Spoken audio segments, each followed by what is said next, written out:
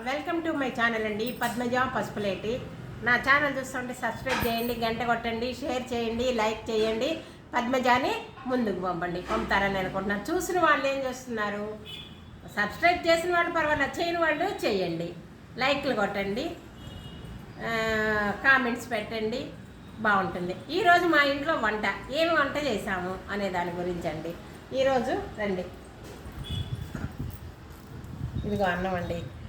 అన్నం వండినాక ఏం చేయాలంటే ఫస్ట్ కొంచెం తీసివేయాలి. ఇట్లా చాడు బుజ్జమ్మ అడుగు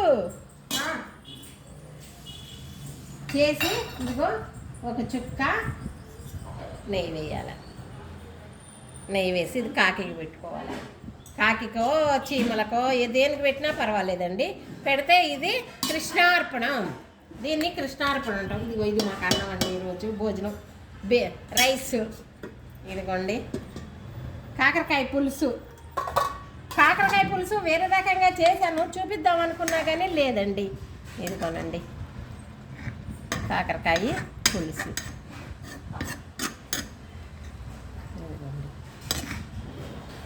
వేరే రకంగా చేశాను, చూపిద్దాం అనుకున్నా కానీ ఇంకొక రోజు చూపిస్తాను. కాకరకాయ పులుసులో ఎన్నో రకాలు ఉన్నాయండి, అవన్నీ కూడా చేయవచ్చండి. ఇదిగోండి. తరువాత దోసకాయ పప్పు అండి, దోసకాయ పప్పు. తర్వాత రసం అండి. అరటికాయ ఫ్రై. తర్వాత ఇదిగో దోసకాయ టమాటా పచ్చడి. ఇవండి ఈరోజు మా కూరలు ఈ విధంగా చేసుకున్నాము. ఇదిగో మళ్ళీ తర్వాత ఇంకొకటి కూడా చేసామండి.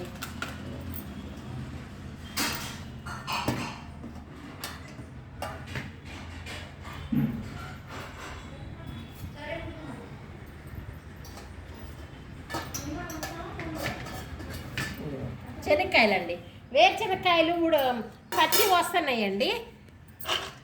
పచ్చివి ఇవి ఉడకబెట్టుకున్నామండి. పచ్చివి వచ్చినప్పుడు తీసుకొచ్చి ఉడకబెడితే దీంట్లో చాలా విటమిన్స్ ఉంటాయండి, పిల్లలకు కూడానండి.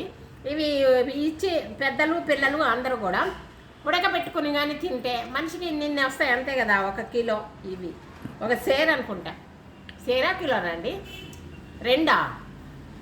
రెండు సేర్లు అంట. ఉడకబెట్టి అన్ని బాగా చేస్తే ఇంతే అయినాయి. ఇవి మనిషి ఇన్ని తింటే సరిపోతుందండి. ఇందులో చాలా వేరుశనక్కాయ గింజల్లో చాలా బలమైన ఫుడ్ అండి. ఇది పిల్లలకి కూడా పెట్టండి. వేరుశనకాయలు పచ్చి వచ్చినప్పుడు కొని పెట్టండి. మనం మామూలుగా అయితే ఏం చేస్తాము, వేరుశనగ గుళ్ళు ఉంటే అవి వేయించి బెల్లం ఇస్తామన్నట్లు. అట్లా లేకుంటే ఇట్లా కూడా చేసుకోవచ్చు. ఈ విధంగా చేసుకొని పిల్లలకి పెట్టండి, పెడితే మంచిదండి. నా భోజనం ఈరోజు భోజనం పెట్టేటప్పుడు ఏం ఫస్ట్ పెట్టాలా, కూర వేయాలండి. మనము కూర వడ్డించుకోవాలా. ఎప్పుడైనా కానీ అన్నం పెట్టకూడదండి. అన్నం ఎప్పుడు అశుభాన్ని పెడతామండి. ఇదిగోండి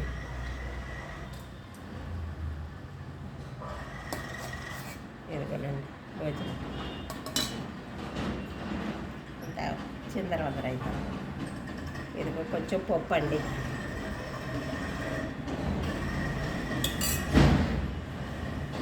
ఇదిగోనండి పచ్చడి కొంచెంగా పెడుతున్నా. అన్నీ కూడా కొంచెంగానే పెడుతున్నా.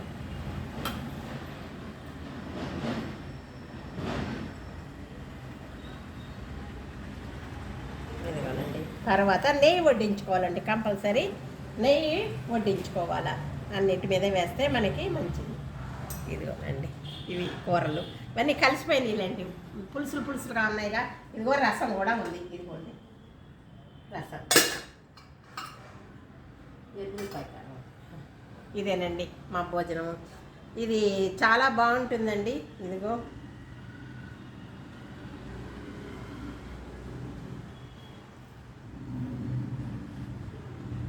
కాకరకాయ మనకి అన్ని విధాలా మంచిదండి.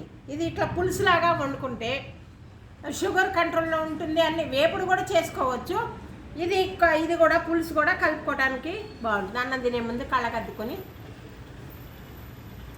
చాలా బాగుందండి. కాకరకాయ తిన్నందువల్ల చాలా మంచిది. పిల్లలు వద్దంటారండి, కానీ చేసి కలిపి తినిపించారంటే తింటారండి. వాళ్ళకి అలవాటు అవుతుంది, పెద్ద అయినాక కూడా అలవాటు అవుతుంది. మనం చిన్నప్పటి నుంచి తినమనక చేదని అదొక ఇదైపోయింది అన్నమాట. కాకరకాయ అంటే చేదు, అట్లా కాకుండా ఈ విధంగా చేసుకొని తినండి. ఇవే మా యొక్క ఒకసారి చూపించు.